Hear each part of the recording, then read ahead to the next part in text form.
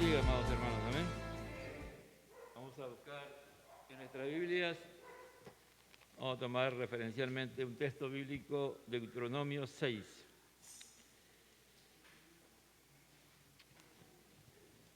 Aleluya. Deuteronomio capítulo 6, por favor. Dios es bueno y para siempre es su misericordia, amado hermano. Él es el mismo de ayer, hoy y siempre, por los siglos de los siglos. Él no ha cambiado, Él sigue siendo el mismo. Padre, te damos gracias y presentamos delante de ti nuestras vidas para que tú nos uses como un instrumento de bendición, para que tú hables a nuestras vidas, a mi vida primeramente y a los que estamos aquí en este lugar, para que podamos, Señor, tener conocimiento y entender los planes y propósitos que tú tienes en la crianza de los hijos, Señor, que es tan fundamental de la perspectiva tuya, Señor, porque tú eres el autor de la vida, tú eres el que da la vida, por lo tanto, Él es el que nos indica, por medio de tu santa y bendita palabra, cómo debemos de vivir nosotros como padres y también nuestros hijos, y en base a eso, modelar para ellos y enseñar e instruirlos, Señor, formarlos, como tú has determinado en tu palabra. Y así la palabra del Señor en el nombre del Padre, del Hijo y del Espíritu Santo. 6.1. Estos, pues, son los mandamientos, estatutos y decretos que Jehová nuestro Dios mandó que os enseñase, para que los pongáis por obra en la tierra la cual pasáis vosotros para tomarla, para que temas a Jehová tu Dios, guardando todos sus estatutos y sus mandamientos que yo te mando, tú, el hijo de tu hijo, todos los días de tu vida, para que sean prolongados. Oye, pues, oh Israel, y cuida de poner por obra, para que te vaya bien en la tierra que fluye leche y miel. Y os multipliquéis, como te he dicho Jehová, el Dios de tus padres. Oye, Israel, Jehová nuestro Dios uno es. Llamarás a Jehová tu Dios de todo tu corazón y de toda tu alma y con todas tus fuerzas. Y estas palabras que yo te mando hoy estarán sobre tu corazón, y las repetirás a tus hijos, y hablarás de ellas estando en tu casa, y andando por el camino, y al acostarte, y cuando te levantes, y la atarás como una señal en tu mano, y estarán como frontales entre tus ojos, y los escribirás en los postes de tu casa y en tus puertas. Tomen asiento, hermano. El tema está basado en un hermano, prácticamente en una familia, ¿no? La familia Tripp. Ellos, Dios los ha bendecido y son hermanos. Y David Tripp ha escrito, es pastor también, el libro Cómo pastoreando el corazón de los hijos, ¿no? Y el segundo libro es cómo instruir a los hijos, cómo trabajar. Y él lo que nos va a hablar primeramente es que Dios lo que va a trabajar es en el corazón de las personas, ¿no? En el corazón de los hijos, en estos casos, de nosotros, pero primeramente Él tiene que trabajar en nuestro corazón, ¿no? Para muchos, nosotros creemos que el corazón, de la perspectiva de nosotros, no occidental, es el lugar donde están los sentimientos, pero de la perspectiva de la palabra de Dios, tal como está, en la mente razonamos, en el corazón también tenemos emociones, pero lo importante es que en el corazón, de la perspectiva de Dios, es que nosotros pensamos. Cuando Dios, una de las razones principales por qué Dios envió el diluvio fue porque el designio del corazón de los hombres era continuamente el mal. Se parece al día de hoy, ¿no? Vemos la maldad total que hay en el mundo, pero la iglesia tiene que seguir creyendo en su corazón en la palabra de Dios.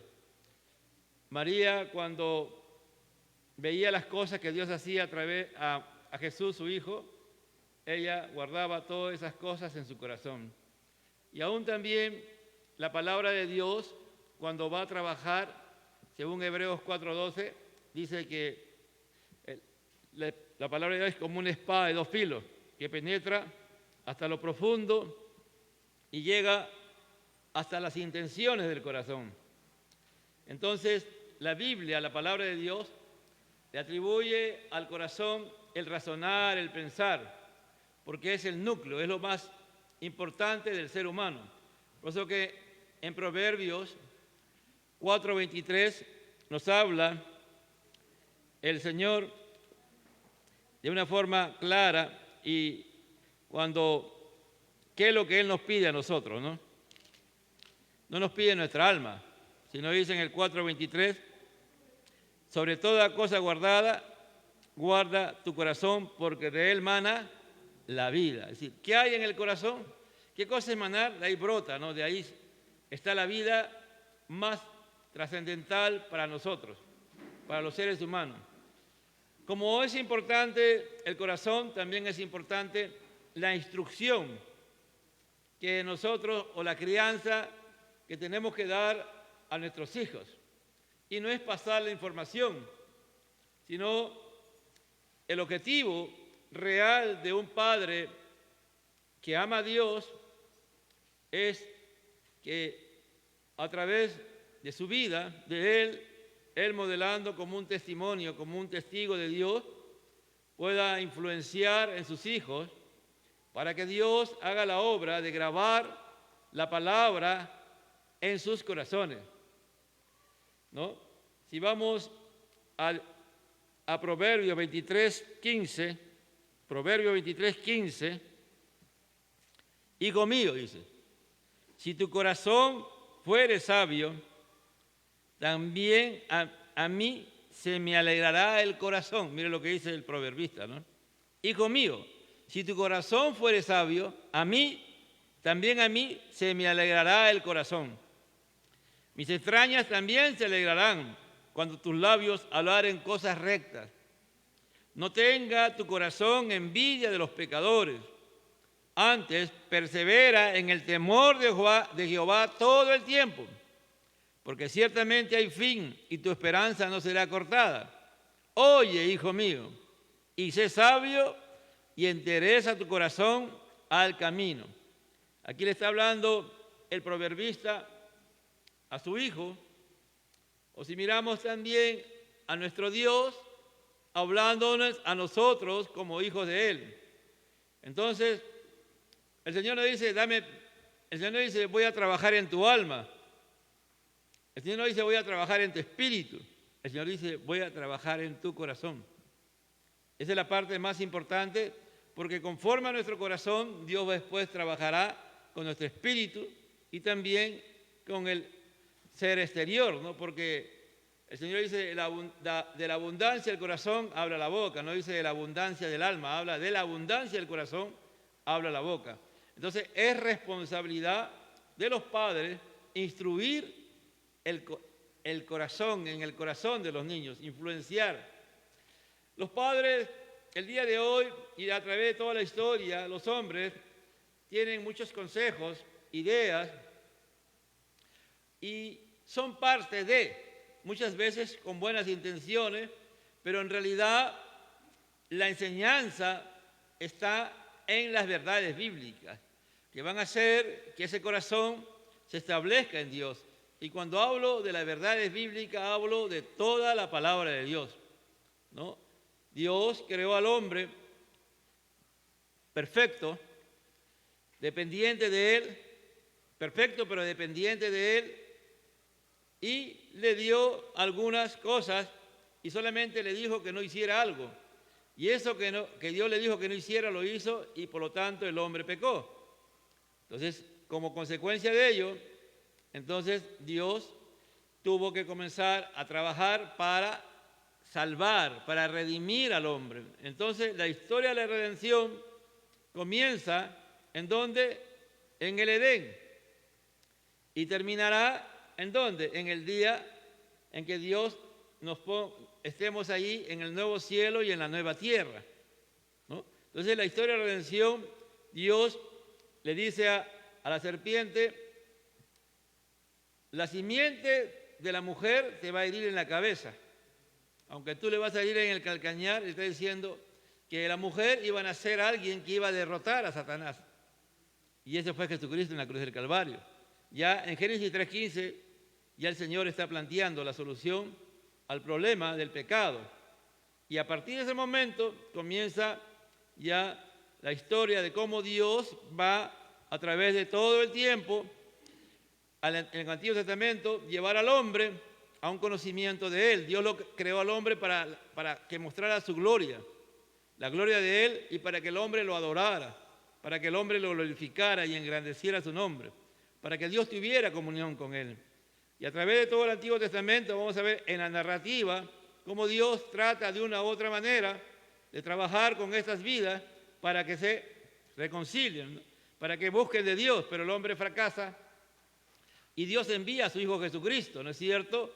¿Con qué propósito? Con el propósito de cumplir la redención, de que Jesús moriría en la cruz del Calvario para que el hombre pueda ser salvado y convertido y su corazón, el corazón del hombre, esté preparado para vivir como Dios quiere.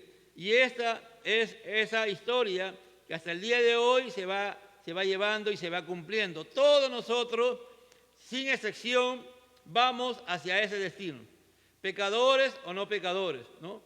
Los pecadores, la redención se culminará para ellos cuando Dios los envíe al lago de fuego. Pero a nosotros, si nos mantenemos firmes y perseveramos en la salvación, vamos a irnos con Dios para vivir la eternidad con Él, amado hermano.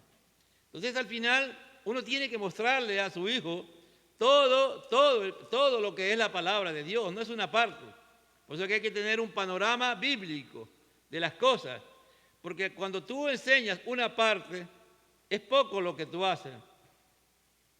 Por ejemplo, si yo agarro y enseño proverbios, sin tener conocimiento del Antiguo Testamento, principalmente de la ley de Génesis, Éxodo, Levítico, Números, Deuteronomio, es poco lo que voy a avanzar. Pero si yo tengo un conocimiento, por lo menos ya tengo una idea de la narrativa de esos 5 libros y comienzo a entender algunos principios fundamentales del acto de redención, yo voy a entender con claridad los proverbios. Por ejemplo, los proverbios, todos creen que a partir del capítulo 1 ya son proverbios. No. Proverbios capítulo 1 al 9 en la introducción. Recién a partir del capítulo 10 comienzan los proverbios. Todo lo que hace, mire, el proverbista para presentarnos los proverbios, 9 capítulos y recién en el 10º. Y usted comienza a analizar y ahí ve, ¿no? Aún en el capítulo 8 Dios narra en una forma concisa la creación a través de la sabiduría. ¿No? Habla de la sabiduría y le dice que la sabiduría estuvo con Dios. Es decir, cuando se creó todas las cosas. Y ahí nos habla. Entonces, es importante que el Padre, si ama a Dios, porque esa es la clave, si el Padre ama a Dios con todo su corazón, con toda su alma y con toda su fuerza, Él va a querer también que sus hijos amen a Dios. Entonces, Dios va a trabajar en el corazón de los padres, de nosotros como padres. Entonces, Dios creó al hombre y al mundo. Y es complejo por el pecado, ¿no? Por el pecado. No existen fórmulas efectivas para aplicar la paternidad. Si no tenemos la palabra de Dios, si no nos preocupamos para aprender la palabra de Dios, la mayor necesidad del Padre es entender, creer y vivir la fe. La verdad es absoluta, bíblica, que transformarán al Padre, que convertirán al Padre. Y por lo tanto, si el Padre vive esta fe, va a poder, con la ayuda de Dios y el poder de Dios, el Espíritu Santo, influenciar en su Hijo, y Dios, en su misericordia, lo puede salvar, dándole un carácter cristiano, dándole valores, principios firmes, que guardarán el corazón, las verdades inmutables de la palabra de Dios. Ya más adelante, los martes, se va a enseñar sobre la palabra de Dios, y una de las características de la palabra de Dios es que es inmutable, que no cambia. La palabra no cambia.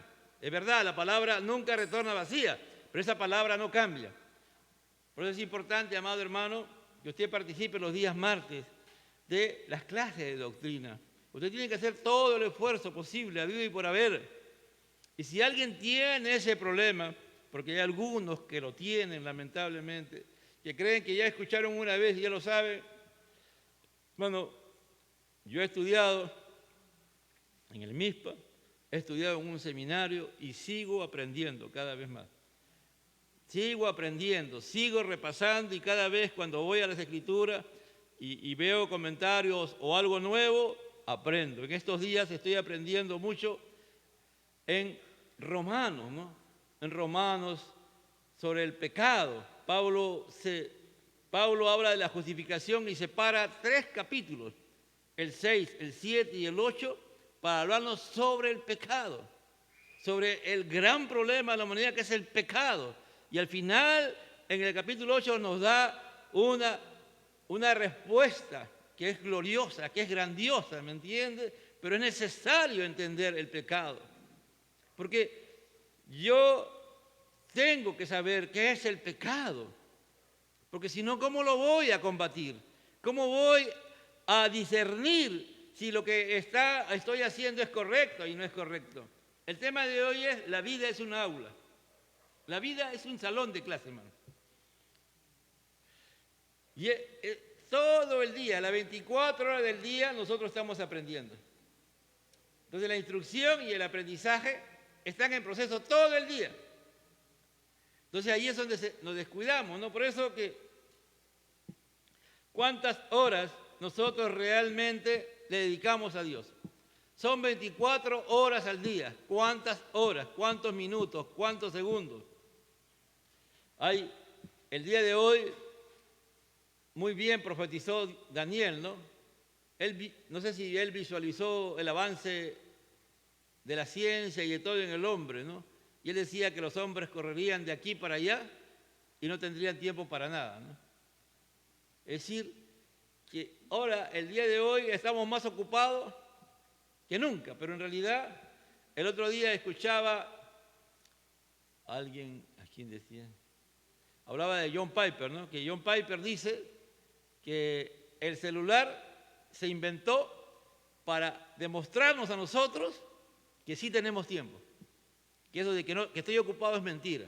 Que con el celular, tú tienes un celular en la mano y mira cuánto tiempo tú le dedicas al celular. Si sumamos realmente los minutos que usamos el celular para cosas que no son trascendentes, vamos a encontrarnos que realmente tiene razón John Piper, ¿no? Él dice eso y es verdad. Si no supiéramos realmente cuánto daño nos está haciendo. Entonces, ahí estamos aprendiendo. Es un salón. ¿Por qué nos inclinamos a ello? ¿No? ¿Por qué? ¿Por qué yo tiendo a agarrar el celular y perder tiempo ahí? Por mi naturaleza pecadora, caída, ¿me entiende? Que está luchando.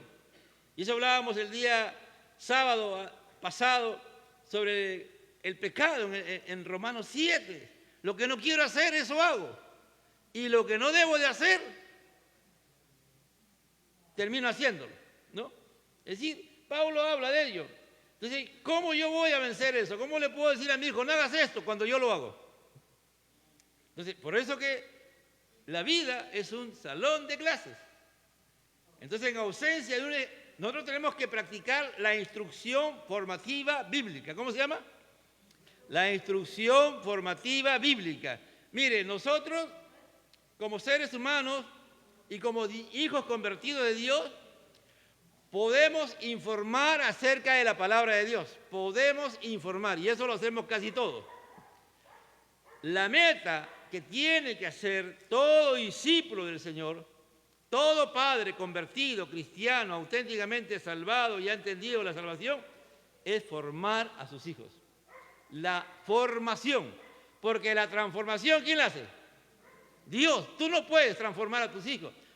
Informamos, pero lo ideal es que el padre tiene que instruir formativamente y bíblicamente a sus hijos. Por eso que los maestros del mundo secular, de la cultura secular, toman fácilmente los corazones y los cautivan por filosofías huecas y que al final van a causar dolor, ¿me entiende?, en los padres. La cultura secular es la que interpreta mejor los valores de la humanidad porque ese es su mundo. ¿Me entiende? La cultura secular sabe cómo trabajar, cómo llegar a ti. Y ellos promueven por diversos medios cómo cautivarte, cómo sacarte y llevarte a lo que ellos quieren, ¿no? Van desde la publicidad hasta la educación. Es decir, nosotros dejamos de conectarnos con Dios y ¿qué vemos? ¿A dónde nos conectamos? Nos conectamos al mundo, hermano. Nos conectamos fácilmente, rapidito nos conectamos, ¿no? Si yo soy hincha de la Alianza o de la U, me meto a ver un partido con buenas intenciones y al final termino metido en otro tema, ¿no? Si mi pasión es eso, pierdo el objetivo en lo que es Dios. Entonces, ¿cómo los padres deben hacer para afirmar la mente y el corazón del hijo en la fe cristiana en este mundo? Hay dos respuestas. Primero, hay que identificar al enemigo y reconocer su poder, amado hermano. Pedro, en 1 de Pedro 5:8, él dice, 1 de Pedro 5:8, sed sobrio y velad, porque vuestro adversario, el diablo, como león rugiente, anda alrededor buscando a quien devorar.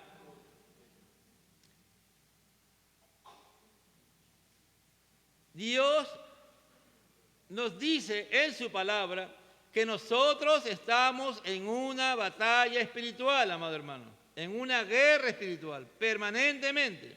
Pablo Dios lo usó, tuvo la sabiduría de poder ser usado por Dios en Efesios 6:11. Dice así, Efesios 6:11. Vestíos de toda la armadura de Dios para que podáis ser firmes contra las acechanzas del diablo. Porque no tenemos lucha contra sangre y carne, sino contra principados, contra potestades, contra los gobernadores de tinieblas de este siglo, contra huestes espirituales de maldad en las regiones celestes. Por tanto, tomad toda la armadura de Dios para que podáis resistir en el día malo y habiendo acabado todo, estad firmes. ¿Quién está hablando? Dios a través de Pablo. ¿Quién no enfrenta cada día una tentación, amado hermano? El único que no enfrenta una tentación es que está muerto ya. Por eso que Pablo habla, ¿cuál es la solución para el pecado? Estar muertos al pecado y vivos para Cristo. ¿Cuál es la solución? Estar crucificado con Cristo. Estar permanentemente unido a Cristo, ¿no? Y aún Pablo, estando unido a Cristo, a veces pecaba. Por eso dice, miserable de mí, ¿quién me librará de este cuerpo de muerte? ¿Por qué? Porque a veces pecamos, hermano, nos descuidamos de nuestra comunión con Dios y cuando nos damos cuenta estamos haciendo cosas que a Dios no le agrada. Y nosotros somos los primeros en que nos damos cuenta, ¿no? Entonces los padres deben identificar a sus enemigos espirituales y evaluar el poder y la influencia del enemigo. No hacerlos nos pone en la situación de peligro espiritual. Hay ciertos padres que alimentan, que acogen, que meten dentro de su casa a la cultura secular y creen poder controlar su influencia en la familia. Cuando tú te pones a ver una película y esa película no es cristiana y no tiene un mensaje, hermano, claro, tiene un mensaje secular. Ahora, el día de hoy, no hay película, es rarísimo ver, hermano. Es raro ver una película en la cual no haya escenas sexuales. A veces abiertamente y otras escondidas. No hay una fuerza el día de hoy y se está metiendo y se está obligando a que tienen que ver en las películas transexuales, bisexuales y todas las monstruosidades y depravaciones que hay en la sociedad. Disney, que es uno de los grandes productores de películas para niños, está ya metido en esa historia. Entonces, no es que tú agarras, no, acá este canal es bueno, no, hermano. Una vez, la primera vez que vino el hermano Alexi Lavoy, me acuerdo que estuvo con mis nietas, ¿no? Y él se sentaba a ver algunas películas con ellas y él ya conocía, ¿no? Porque él decía que esa era su forma, que él se sentaba con sus hijas o sus hijos a ver películas, pero él estaba con ellas. y después analizaban las películas, ¿me entiendes? No es que tú agarras y lo dejas a tu hijo, le entregas el celular. Bueno, y a veces sin filtros. Sin filtros. Hay padres que son tan cabezones, de verdad. Y están mandándole como si fuera una bomba de tiempo a su hijo, le entregan un celular y no le ponen filtros. Al celular hay que ponerle filtros si hace a un niño, porque pueden terminar viendo pornografía, hermano. Hay niños de 5 o 7 años que están adictos a la pornografía el día de hoy por culpa de los padres. Bueno, tus hijos no son santos, por si acaso, no tienen ni alas, ni coronas, nada. Tus hijos son tan pecadores como tú y yo. Así tengan 5 años, 4 años, 3 años. Ya a 3 años saben lo que es conciencia de pecado, saben cuándo están haciendo lo malo. Por favor, hermanos, ni usted, ni a sus hijos, ni a familiares que conozca, permítale eso. Lo está destruyendo a sus hijos. Se dan demasiado cuenta tarde de que la amistad con el mundo es enemistad con Dios. Santiago 4:4 dice, ¿no? Si tú te haces amigo del mundo, te haces enemigo de Dios. Si yo agarro y comienzo a tener comunión con cosas, no, comienzo a ver películas. Por eso digo, yo puedo meter al mundo a mi casa, sin que el mundo esté físicamente. Lo meto a través de la televisión, a través de internet, a través del celular. Lo meto. Y estoy ahí. Así que es importante eso. En segundo lugar, el padre tiene que ser experto en la instrucción formativa bíblica, con el arma de ataque y defensa contra el enemigo de las almas de nuestros hijos. ¿Cuál es? Es la palabra de Dios. Mire, si nuevamente leemos Efesios 6:10, voy a leerlo, ya leí hasta el 13, ¿no? Voy a ir del 13 hacia adelante. Por tanto, tomad toda la armadura de Dios para que podáis resistir en el día malo y habiendo acabado todo, estad firme. Estad firme, ceñidos vuestros lomos con la verdad, vestido con la coraza y justicia, calzados los pies con el apresto del Evangelio de la paz, sobre todo el escudo de la fe, con que podáis apagar todos los otros fuegos del maligno, y tomad el yelmo de la salvación y la espada del Espíritu, que es la palabra de Dios. A ver, yo le dejaría una tarea, a ver, que cada uno de los que están aquí, que aman a Dios y aman a sus hijos, que en su casa se pongan a analizar cuáles son las partes de la armadura de Dios, que tenemos que vestirnos todos nosotros. Son 7. Algunos dicen que son 6 y otros dicen que son 7, ¿no?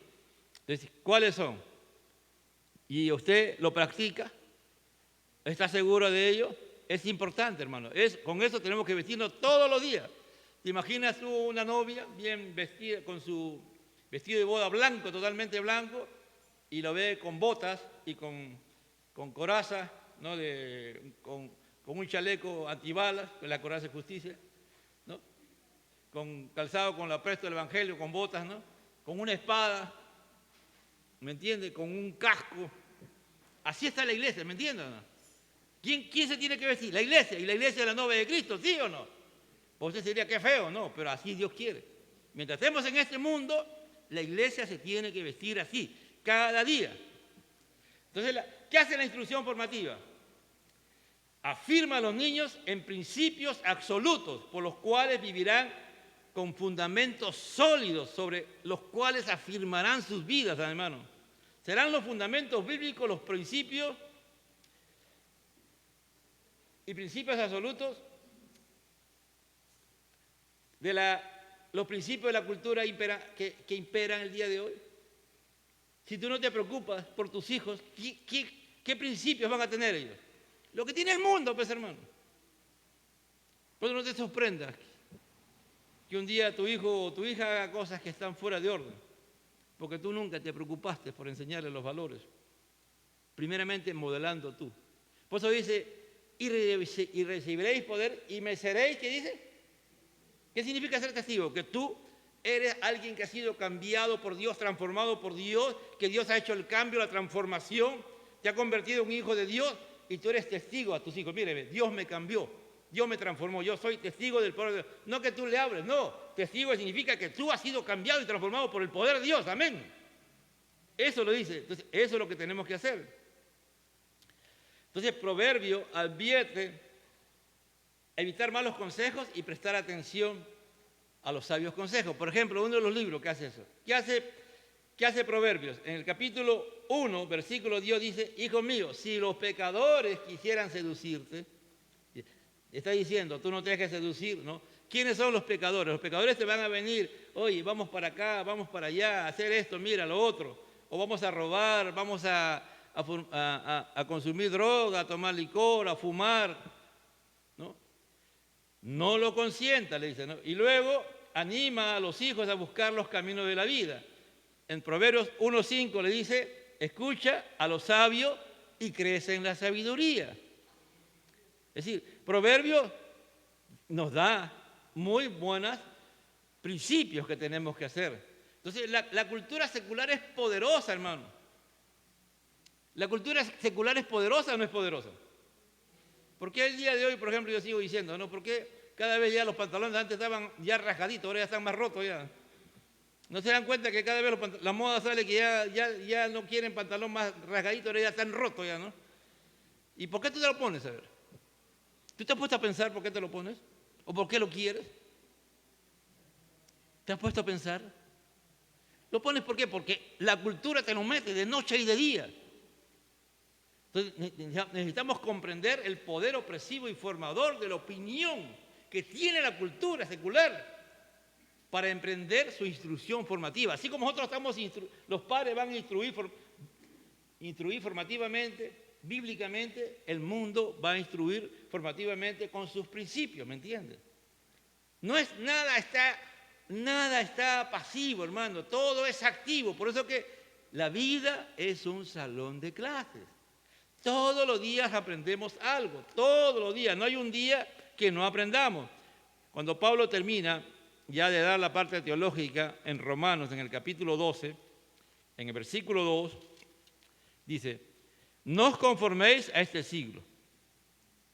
Pablo está, por ejemplo, aquí enseñando, si yo tengo que enseñar a mi hijo, no te conformes a este siglo, no te amoldes a este siglo, y tengo que a esta era, a esta etapa, a esta generación, a este mover que hay en este tiempo. Yo tengo que decirle por qué. Decirle, ¿por qué esto no? ¿Por qué esto no? No es decirle, no hagas esto, no. Hacerle pensar a tu hijo. Se supone que tú ya has aprendido a pensar y sabes cómo llevarle y hacerle entender a tu hijo, por lo menos que abra el entendimiento y que pueda comprender por qué yo no puedo fumar cigarro, por ejemplo. ¿No? ¿Por qué no puedo fumar cigarro? ¿No? ¿Por qué yo tengo que tener un horario para llegar a mi casa, a mi hogar? ¿Por qué? ¿Por qué? A ver, ¿por qué? ¿Por qué? ¿Alguien me dice? No escucho, estoy sorda. Disciplina. Disciplina, ¿no? La disciplina no siempre es castigo, hermano. Mire, los que están en la universidad saben, ¿no? O han estudiado en la universidad. Tú estás estudiando 7 cursos.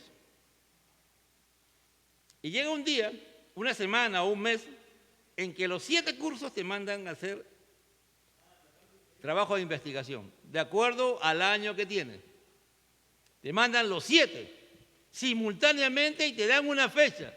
Y a veces las fechas coinciden, a veces por horas nada más o por días, un día, 2 días. ¿Por qué lo hacen? ¿Por qué? Y dicen, oye, estamos mal, y ahí se levanta el delegado, hay protestas. No, hermano, nunca te van a hacer caso. Si es una universidad seria, ¿no? Si es una universidad pacharaca, pues bueno, ya otra cosa. Pero una universidad seria, hermano, no te van a hacer caso.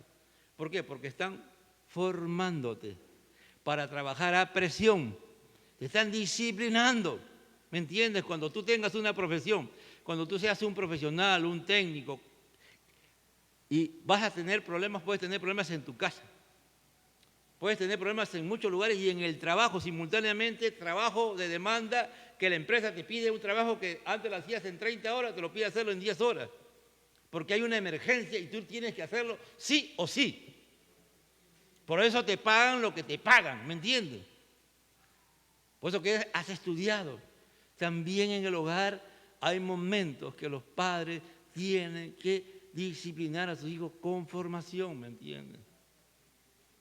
¿Por qué a veces los hijos son vagos? ¿Por qué dice, comienza, no ingresar a la universidad? A veces yo pregunto a alguien, ¿no? ¿Y cuántas horas estudias? Bueno, ¿A qué hora te acuestas? 9 de la noche, 10. No, ya tú no vas a ingresar. Estás perdiendo tu tiempo. El que va a postular a veces solamente tiene que dormir 4 horas, 3 horas nomás, hermano. Así es. No es que esto no cae del cielo, a salvo que le compres la prueba, pues, ¿no?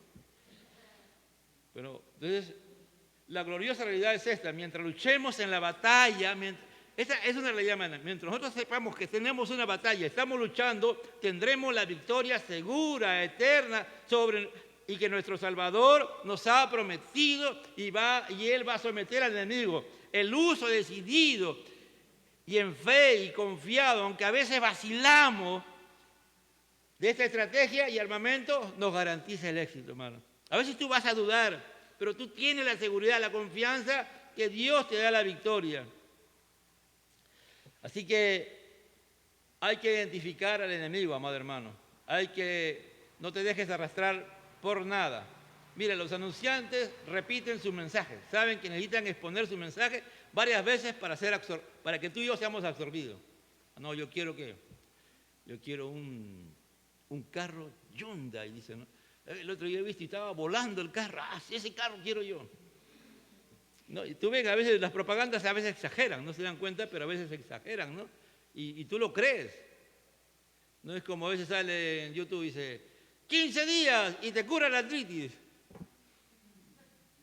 Y ahí el otro día estaba viendo y me metí a ver ahí, decía unos comentarios, ¿cómo están engañando a la gente? Es mentira lo que están haciendo. Decía, ¿por qué mentira? Pues hermano, en 15 días no te va a curar nadie la artritis, es mentira. Pero ahí la gente lo cree, ¿no? Entonces, si fuera necesario la repetición, lo harán. Crearán anuncios permanentes. ¿Por qué? Porque ellos quieren cautivarte y llevarte a su programa que tienen. Como el día de hoy en nuestra nación, amado hermano. Es tanta la mentira que está desde arriba hasta abajo, que si tú te dejas cautivar, un día vas a ser tan mentiroso como esos sinvergüenzas que están ahí, hermano. De verdad, a veces ya es escandaloso. Tú y yo tenemos que enardecernos, hermano, ante la mentira. ¿Cómo no podemos? No podemos. Entonces las ideas formadoras de opinión requieren una interacción durante un tiempo prolongado. ¿Con qué? Con un objetivo de largo plazo. De largo plazo. ¿Qué enseña? ¿Qué enseña la cultura secular? Lo mismo, hermano, lo de siempre. No ha cambiado, pero se ingenian para adaptarse para cada generación. El mensaje es, yo me merezco lo mejor, yo me merezco lo mejor. Yo quiero ser feliz. No puedo vivir sin mi celular que ha salido, no sé, el iPad, no sé qué será. No puedo vivir. Yo me merezco ese celular, yo me merezco ese carro, yo me merezco ese joven, yo me merezco esa joven, yo me merezco. Yo quiero ser feliz. Y eso te lo meten por todos lados y te ofrecen una alternativa para esas cosas que te van a hacer feliz. Y cuando tú lo compras o lo tienes, ni lo disfrutas un tiempo y después estás más vacío que antes. Nunca lo que la cultura secular te va a dar va a llenarte. Promueven la opulencia, la autosatisfacción, la seguridad física, la seguridad emocional, la seguridad económica, ¿no? Como si fuera un derecho y privilegio que se tiene que dar, ¿no? Ahí está la criptomoneda, ¿no? Invierte tanto, 1.000 soles y acá vas a tener 10.000 soles a los 3 días, ¿no? Entonces algunos se lanzan. Ahí el otro día estaba un joven trabajando en unas empresas de contabilidad para hacer precisamente eso de criptomonedas. No pudo ni trabajar porque la empresa fracasó. Quebró, supuestamente, ¿no? Entonces, esas son mentiras, hermano. Hay una ley. Dios ha creado la ley de trabajo. Trabajarás con el sudor de tu frente. No hay otra forma, hermano. No es todo lo que tú puedes conseguir, tiene que conseguirse bajo un principio. Por eso que tú tienes que enseñar a tus hijos a trabajar en la casa, a limpiar el baño, ¿me entiendes? Cuando hay que hacer, hermano, no es que ellos no le haces un daño, le estás haciendo un bien. Así que es importante todo eso. La cultura enseña a nuestros hijos que la autoridad y los valores tradicionales son repulsivos. El día de hoy ya nos dice buenos días, buenas noches, hola, hola, hola. No todo hola, pan con cola. No. Así es, ¿no? Tú no viste que de chiquito le enseñamos a los niños, no, ahora no, ya dice pastor, buenas noches, hola pastor, hola. ¿No? Ya no es, hermano, mire, ¿cómo es? ¿No? ¿Cómo se va? Y hasta nosotros mismos lo practicamos, hola, ¿qué tal? Cada generación los niños demandan más incentivos para cooperar con la autoridad, ¿no? Bueno, hacen algo allá, te voy a dar esto, ¿no? Te doy un caramelo, después ya va creciendo y le dan más y más. ¿Qué estamos creando? Monstruitos, pues, hermano. Es así, no podemos, hermano. El niño tiene que obedecer porque esa es su naturaleza que Dios le ha creado. De los niños se le ofrece sentido, identidad, placer a través de ropa nueva, de experiencias, carros y un montón de chucherías que hay, baratijas que hay, ¿no? Hoy no puedo, no tengo que tener acá mi joya, mi ropa. Y ello hace, si la gente no lo tiene, se siente el hombre o la mujer más infeliz de la tierra. Y los niños también. Después, como están metidos en la propaganda, después tenemos niños depresivos, niños fracasados. ¿Por qué? Porque no le dan lo que quieren, ¿no? Es importante, amado hermano. Lo más triste es, como digo, que esas cosas algunos los consiguen, pero no les satisface. Y a veces esa gente que entra al sistema, saben que esa cosa no les satisface, pero ellos son usados por otros, los compran a ellos para decir que sí les satisface, pero es una mentira, es ser cínico. El aula del mundo es engañoso, hermano. El aula de la vida moderna es la comodidad sin hacer esfuerzo por lograrlo. Eso se quiere el día de hoy, ¿no es cierto? Todos queremos con el celular, se solucionan todos los problemas, ¿no? Pero no funciona, hermano.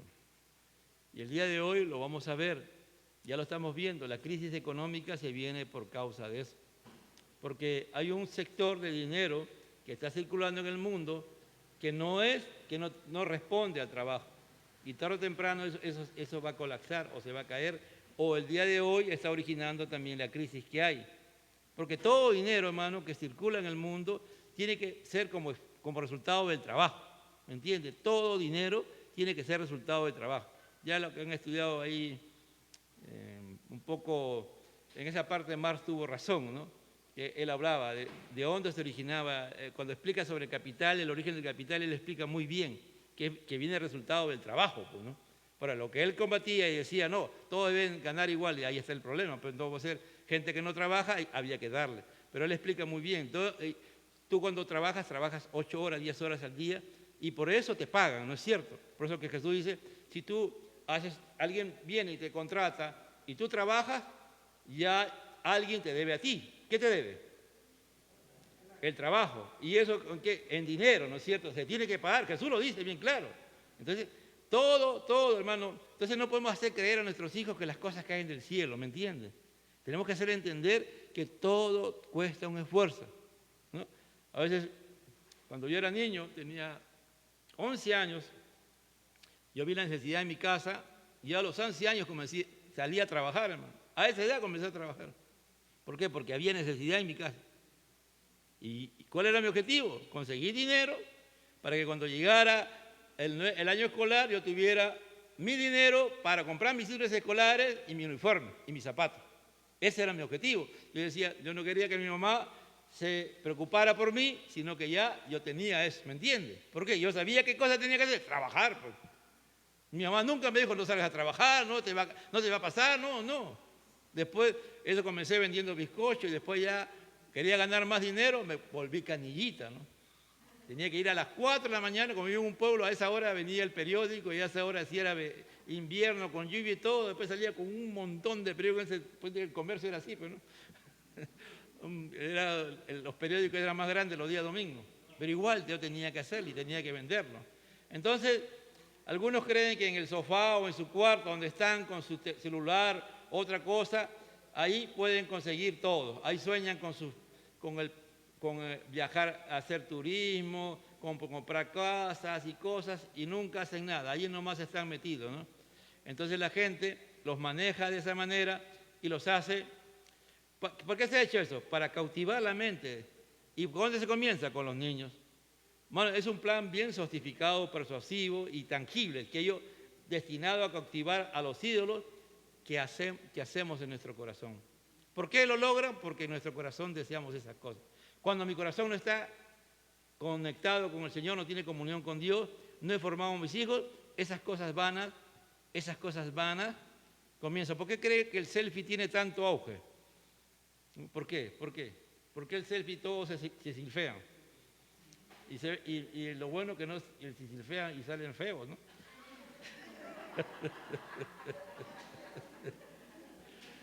¿Por qué, hermano? Póngase a pensar.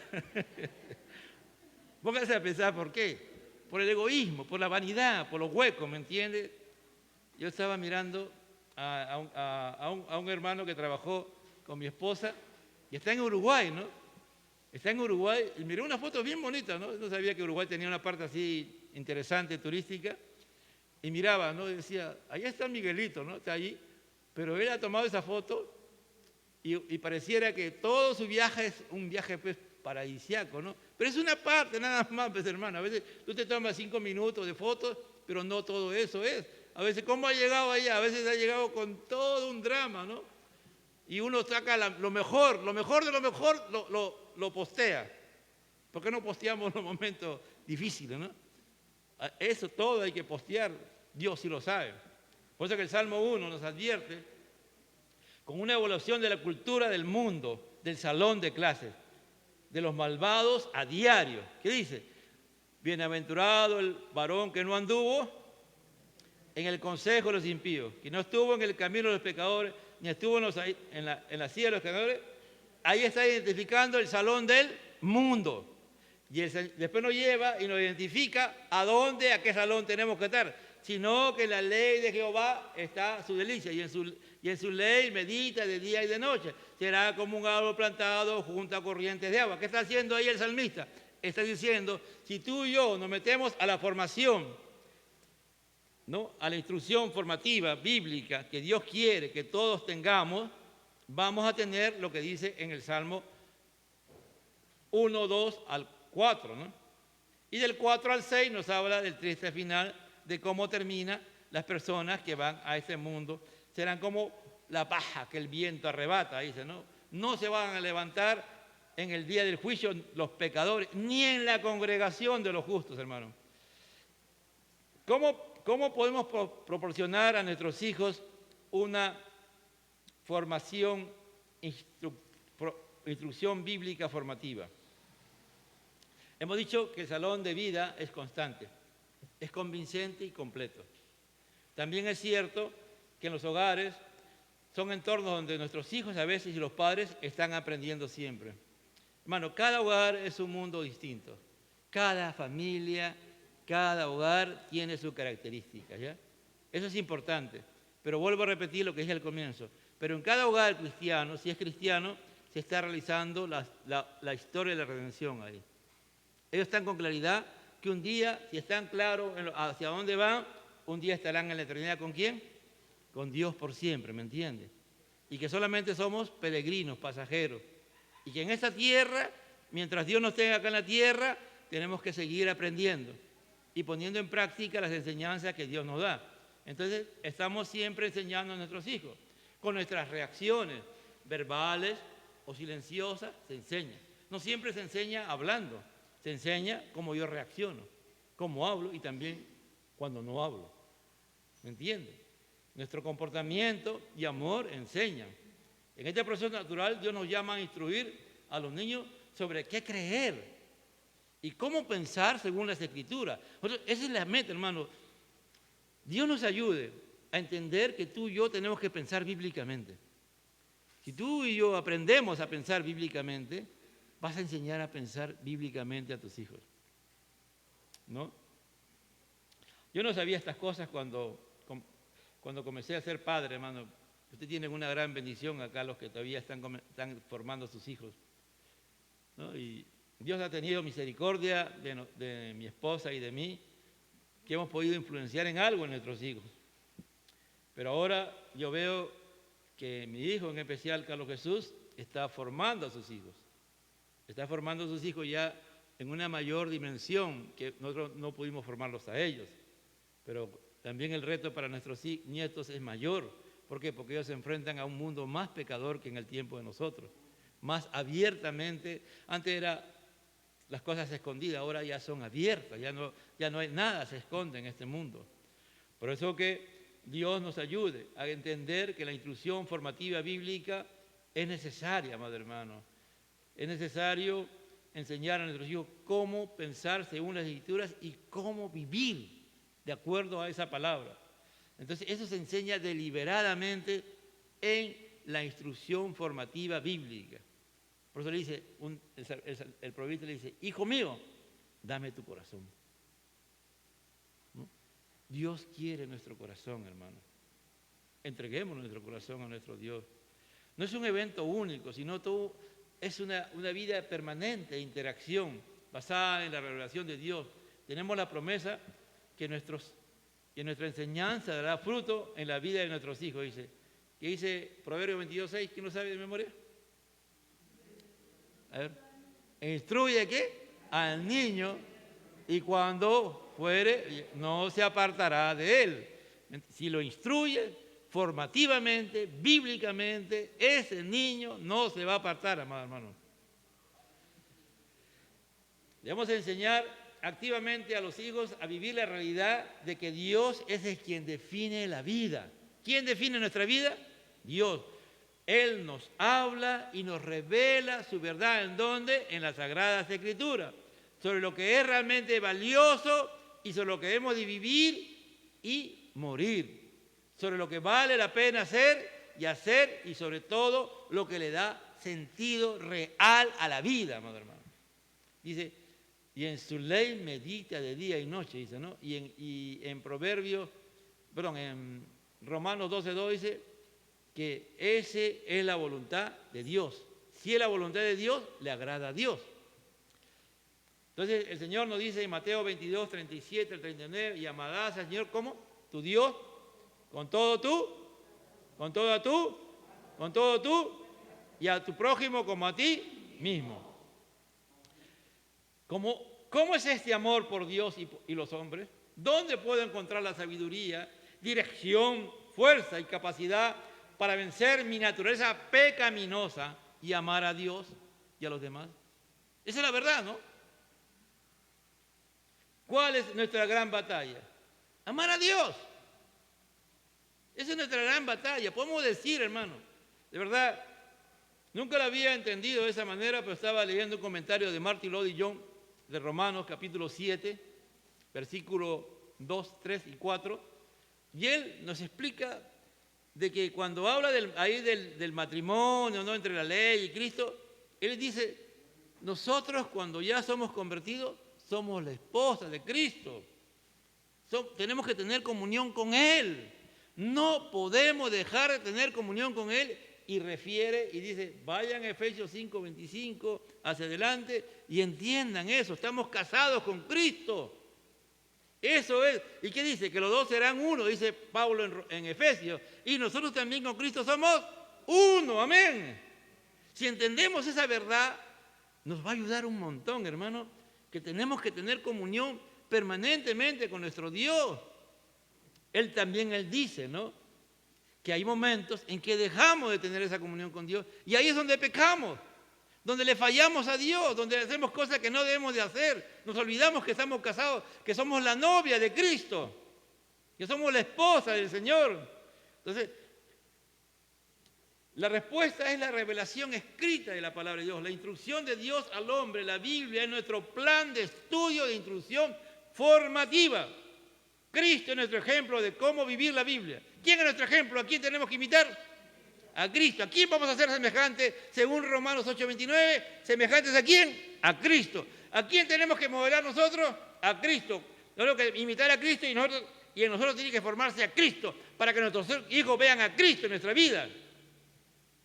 Dios ha hablado. La palabra de Dios nos enseña cómo comprender todo el conocimiento y las experiencias humanas a la luz de la existencia y participación de Dios en nuestro mundo. Es decir, Dios, ¿por qué ha hablado? Porque Dios nos enseña cómo comprender todo el conocimiento y las experiencias humanas a la luz de su existencia, de Él y su participación en este mundo. Dios está con nosotros, amén. Dios no nos deja. Nuestro objetivo es enseñar a nuestros hijos no solo a asegurarse a través de un método de crianza que no sea un delincuente, que no sea un mal hijo, no. Es el plan de Dios, es que amen a Dios con todo su corazón, con toda su alma y con toda su mente, amén.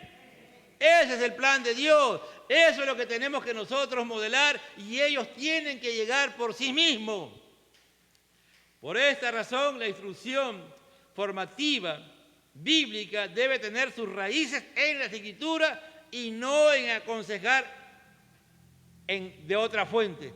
Ya nosotros no podemos estar hablando de que el psicólogo, no, hermano. Si somos cristianos verdaderos, transformados por Dios, no hay psicología cristiana. No la hay, hermano. Todavía no la hay. La palabra es suficiente. Yo te aceptaría que estudies consejería bíblica y seas consejero bíblico, ahí sí podría ser. Pero un psiquiatra o un psicólogo cristiano no puede, porque tiene la influencia del mundo, tiene la cultura secular. Los creadores de ellos han sido aún hasta ateos, anticristianos, ¿me entiendes? Y de una u otra manera te van a meter de contrabando, sin ellos mismos darse cuenta, cosas que van contra Dios. Porque a veces hay cristianos que han estudiado y están estudiando psicología. Debemos proclamar la verdad de Dios, no nuestras ideas. Lo importante es la palabra de Dios, amado hermano. No es que yo creo, no. ¿Qué dice la palabra de Dios? Aquí me lee Deuteronomio 32, 46 al 47. ¿Qué dice ahí el sabio Moisés, inspirado por el Espíritu Santo? Mira lo que dice Moisés. Pocas horas, días le falta para morir. Mira lo que está diciendo este siervo. Deuteronomio 32, 46 a 47, por favor. ¿Ya? A ver. Bueno, ¿nadie quiere la bendición de leer la palabra? Sí, leamos.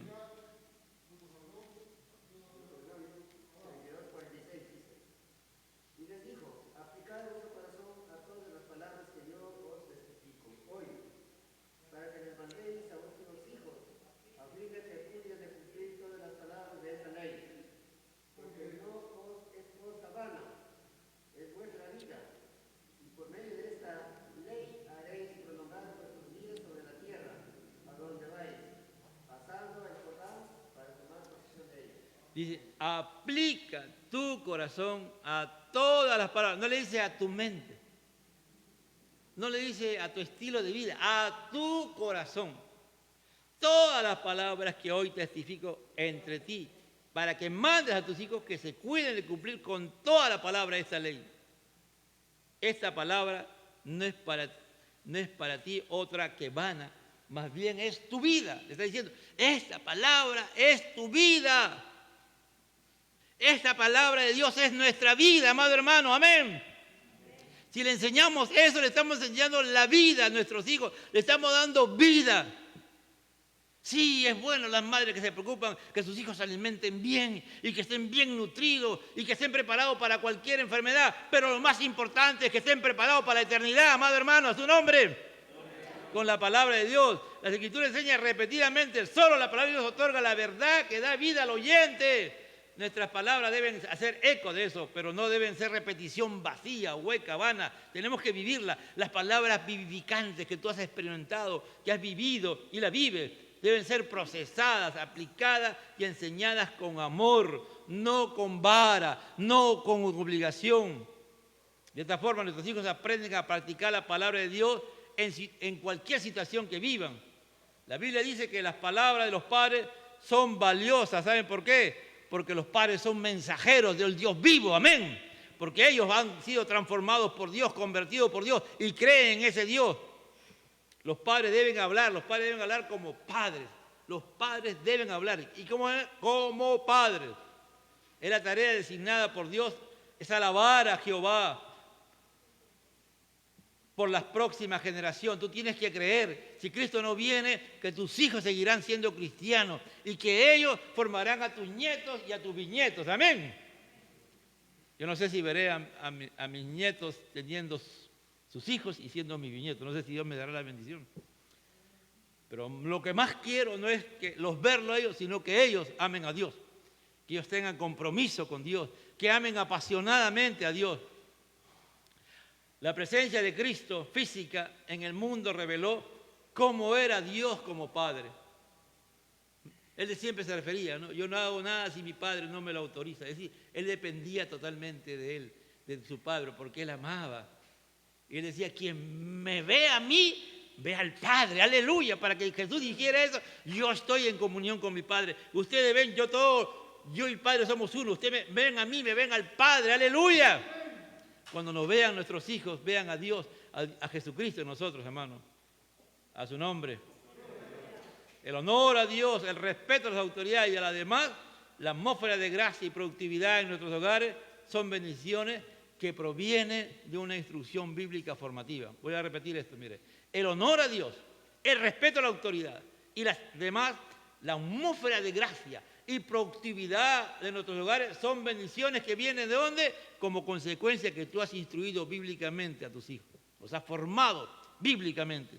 Los hogares pueden convertirse en el refugio donde se practica la dignidad, la lealtad, los valores, los estándares familiares, ayudando a nuestros hijos a enfrentar el mundo y sus desafíos todos los días.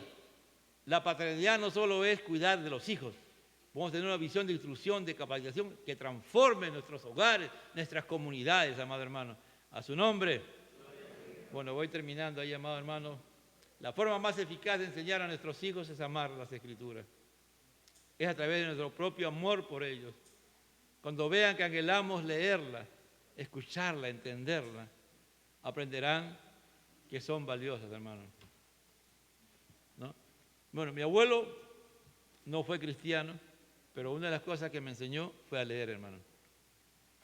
Y eso le doy gracias a Dios. No era cristiano, pero todos los días lo veía que él leía. Yo decía, ¿qué leería mi abuelo? ¿No? Y un día comencé a leer también, y comencé a leer. Y es algo que se me ha quedado. Y algo que, sin enseñarle directamente a mis hijos han aprendido. Y también creo que también mis nietos han aprendido. Hermano, hay cosas que tú y yo, cuando somos hijos de Dios, Dios nos da una característica a cada uno. Una característica particular y especial, que es de Él. Y eso es formado por Dios. Y si tú modelas conforme a eso, tu instrucción formativa bíblica va a ser protagonista en tus hijos. Tus hijos van a encontrar al Dios Todopoderoso, van a ser salvados, van a ser convertidos. Y ellos por sí mismos van a ser de gran bendición para nuestras vidas, amado hermano. Nadie sabe lo que puede pasar. Por eso digo, voy a leer nuevamente esta parte. Los hogares pueden convertirse en el refugio donde se practica la dignidad, la lealtad, los valores y estándares familiares, ayudando a nuestros hijos a enfrentar el mundo y sus desafíos todos los días. La paternidad no es solo cuidar los hijos, podemos tener una visión de instrucción, de capacitación que transformarán nuestros hogares, comunidad y nación, amado hermano. Esto es importante, hermano, esto de aquí. Son 66 libros y aquí hay una historia de la redención de Dios. Por eso es que es importante estudiar doctrina. ¿Me entiende? La doctrina sale de esta historia de la redención. La doctrina nos dice cuándo comienza la creación, cuándo es el pecado y la solución que Dios tiene para el pecado, que es Cristo. Y también nos dice cómo va a terminar para empezar la nueva creación con todos los hijos de Dios redimidos, salvados y convertidos. Y si nos preocupamos y vivimos conformes a Dios, toda nuestra familia estará con nosotros en el cielo por la eternidad, y después acá en la Nueva Jerusalén, donde vivimos la eternidad con Dios, estaremos por siempre delante de Dios. ¿Cuántos lo quieren en Él, en ese amado hermano? Padre, te doy gracias y te alabo y te bendigo. Te pido, Señor, que tú respaldes al Ministerio de la Familia con esta nueva etapa que han iniciado el día de hoy, de estudiar este libro de David Tritt, Señor, de cómo instruir el corazón de los niños, Señor. Te lo pido en el nombre de Jesús, Padre Santo, que tu presencia sea real y que lo que los hermanos puedan escuchar y entender lo pongan en práctica. Espíritu Santo, haz que esta enseñanza no se quede ahí, sino que quede grabada en nuestra mente y accionemos con ello. Al Padre, al Hijo y al Espíritu Santo, gloria a Dios, gloria a Dios, gloria a Dios.